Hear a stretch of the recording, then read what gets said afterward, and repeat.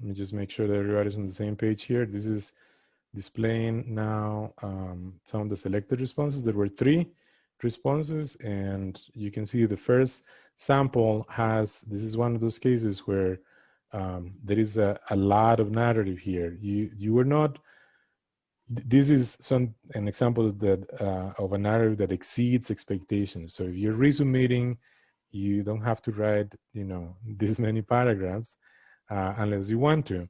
But that's you know, the instructions about narrative, they were very vague, and this was an example about what the student decided to. So at some point here is very clearly stated the branches or the pieces, right? So that's the formula. The first one involves a cubic or an exponent of 3, and usually you say if or for, and then you have the subinterval typically is defined with inequalities.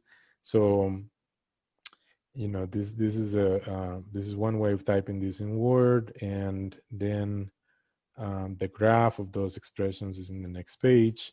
So another thing that's a good practice here is clearly identifying like subheadings like abstract materials, procedure, result, and conclusion. That's a format is very it reads exactly like a report. Here's another sample of another submission. You can see the narrative here is more succinct.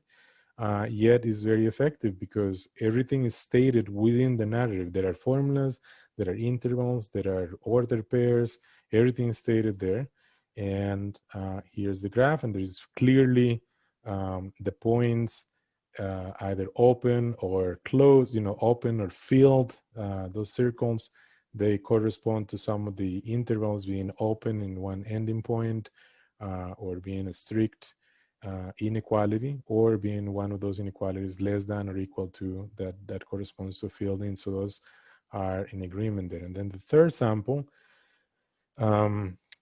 and this is where everybody chooses their way, right? So the color code is a really good idea, and many people selected that.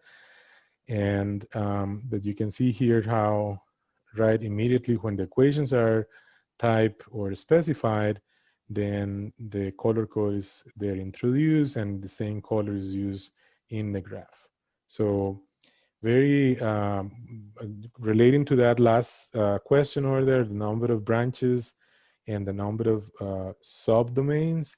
So here there are 3 branches, and clearly the intervals are they are also involving the number 3. This, I guess, is just a coincidence, but -3 and 3 are the 2 points of the domain that that kind of split, are the key points in the domain to make a partition or to make a split of a domain. So that domain could be the entire real line, or it could be yet another interval. There were cases, I didn't include them here, or cases where people would have the points, you know, instead of like -3, they would have an expression for x strictly less than -3, and then the next endpoint in the next interval wasn't exactly -3, it would be, I don't know, some number like -1 or 0 or something like that. So you could have intervals defined in that way, where you have little gaps or little holes and there is really nothing there. That's totally fine too, so long as the expressions and the graph define a function. So you have to make sure that what you produce as the graph is a graph that would pass the vertical line test. Okay, so is there any comments or questions about the project on graphs of piecewise functions?